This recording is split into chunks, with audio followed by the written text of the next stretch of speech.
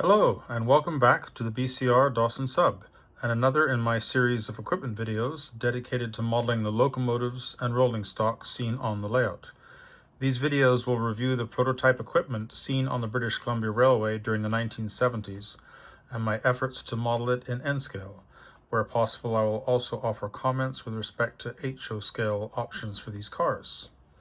So this is episode 13, and in this video we will look at the various open hopper cars owned and operated by the British Columbia Railway during the 1970s.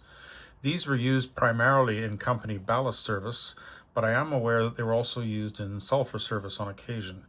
Let's begin by taking a look at the different series of these cars. The car is built by National Steel Car, Eastern Car Company, and Hawker Siddeley were all similar in design, with 4 longitudinal hopper bays which dumped gravel to the outside of the track. They were very similar in appearance to the Hart ballast cars built by American Car and Foundry, and those are represented by the Atlas models available in HO and N scales. I don't have any information on the 230 to 244 series other than one single photograph. I do know that they were built in 1925 and acquired secondhand in 1956, and those cars were considerably shorter. I also do not have any information on BCOL 281, which was added to the roster in 1974. That number was used by an earlier series of PGE cars, but as to exactly what car that is, I'm not sure. BCOL 2601 to 2659 were acquired from the Union Pacific in 1974.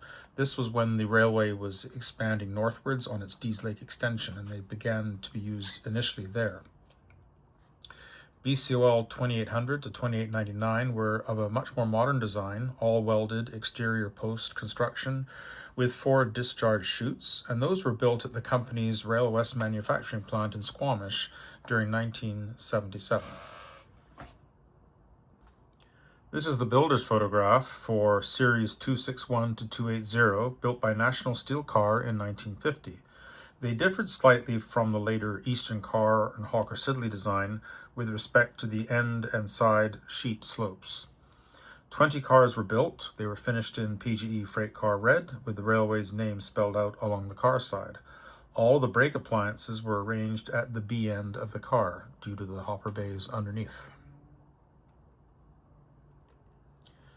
PGE 275 is seen at Fort St. John in June of 1970. The car has been repainted into the PGE Map Herald scheme. The ballast cars were seen regularly on the north end during the 1970s as the northern extensions were gradually upgraded to accommodate heavier traffic. BCOL 271 is seen with the Map Herald painted out and BCOL reporting marks added. The later style of consolidated stencil will date this patch paint job from sometime during the 1980s. BCOL 279 is seen after repainting into dark green with the dogwood logogram for British Columbia Railway.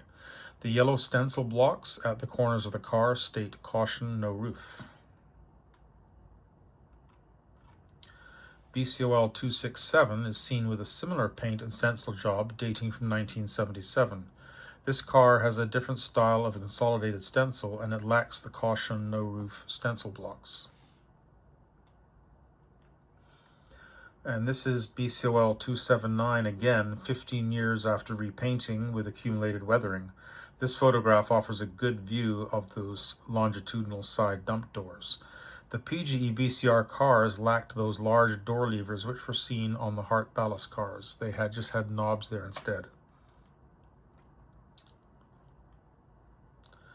PGE 273 was donated to the Railway Museum of British Columbia, and it now resides at Squamish, painted back into its original scheme. The railway ordered a similar batch of 30 cars from the Eastern Car Company in 1956. They were delivered in the same paint and stencil scheme. Note the stenciling for opening and closing the bottom dump doors. PGE 226 is seen in construction service, likely north of Prince George in 1959. This was immediately following the extensions into the Peace River country. This car was repainted into the PGE block scheme, and it's seen in 1967.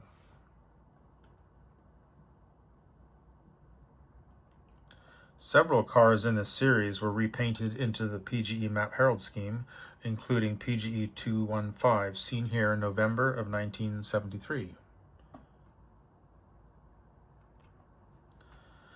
Another car in the same scheme, PGE 200, photographed at North Vancouver in November of 1974.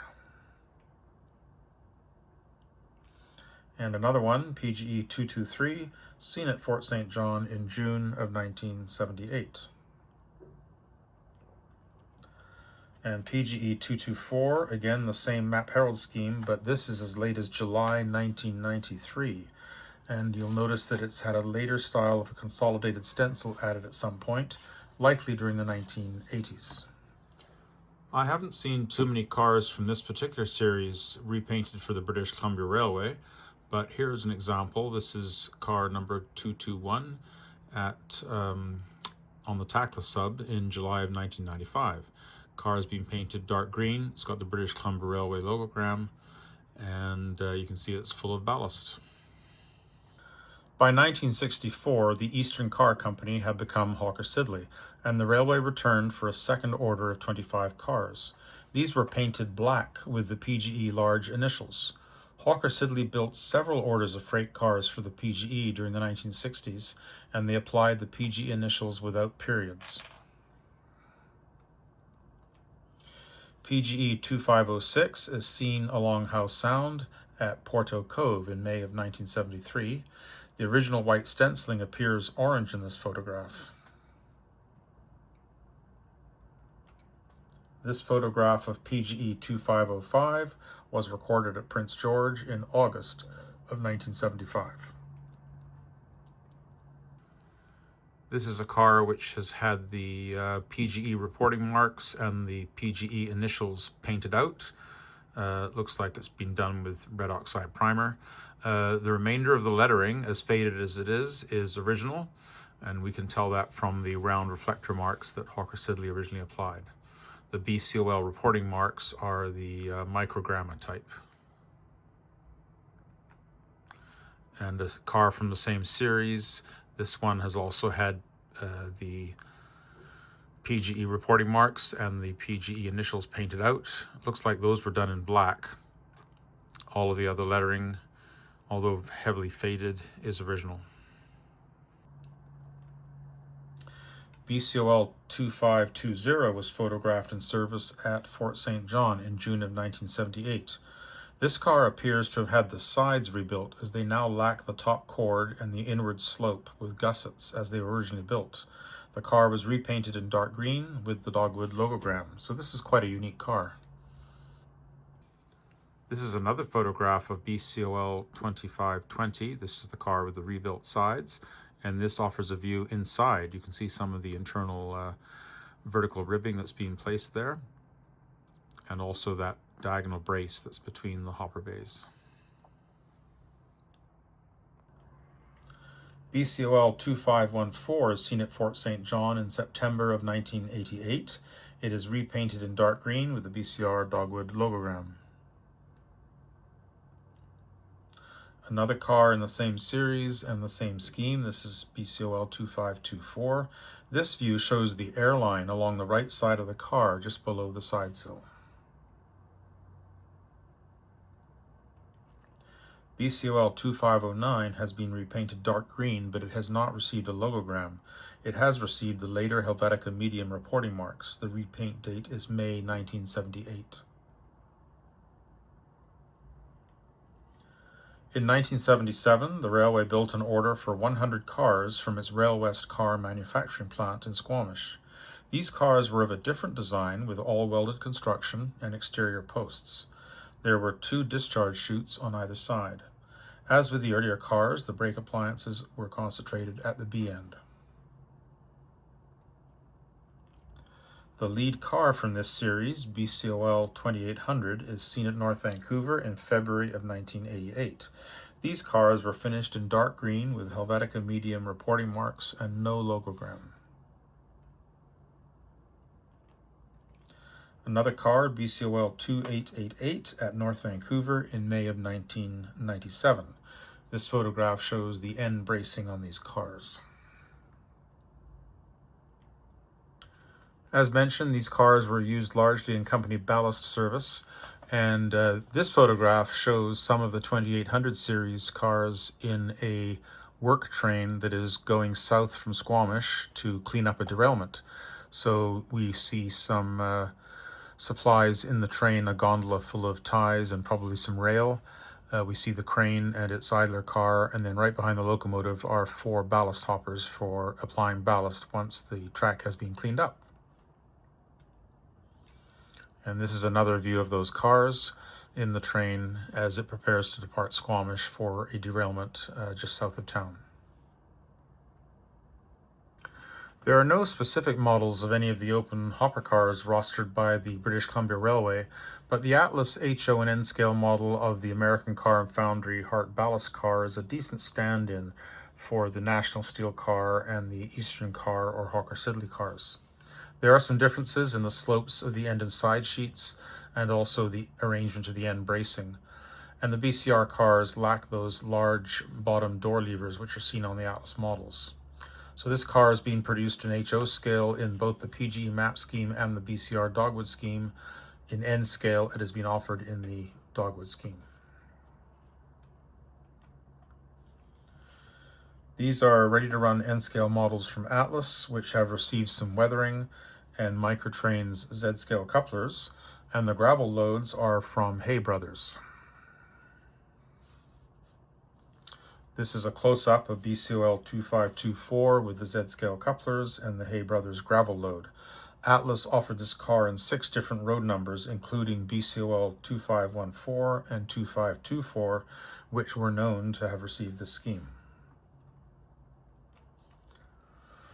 I then built some additional cars, starting with an undecorated model, did 5 of them, and before painting I made some alterations to the end bracing to get these a little closer to the cars that the PGE had.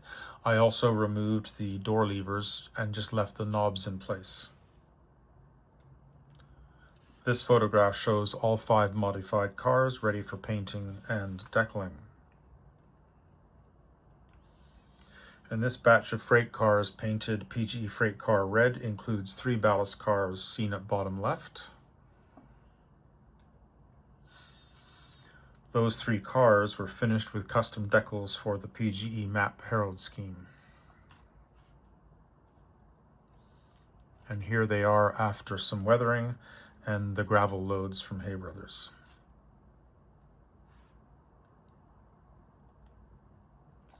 The remaining 2 cars were painted black and finished with custom decals for the PGE block scheme seen on the 2500 series cars. And the finished models are seen in this photograph of a batch of recently completed cars. And you can see that the black hopper cars down at bottom left, they've received some weathering and they're ready for service. I haven't attempted to model any of the 2800 series ballast cars that were produced by Rail West, but my friend Nolan Stewart has, and I thought I would just show you what he's done here. These are adapted from the Walthers ballast cars, which are available in N scale and also I believe in HO scale. They come with riveted ribs, which Nolan has sanded off, and he's replaced that with strip styrene for the top cord and the bottom cord, bottom sill, and also the vertical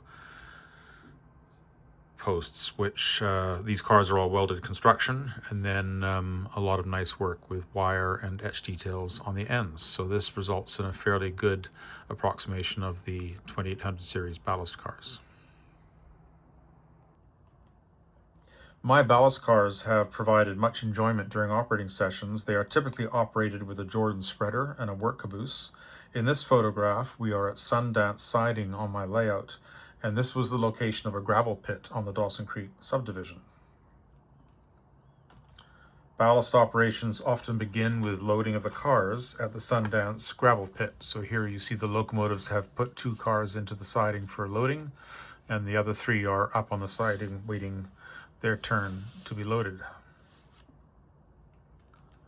This is another view of loading ballast cars at the Sundance gravel pit.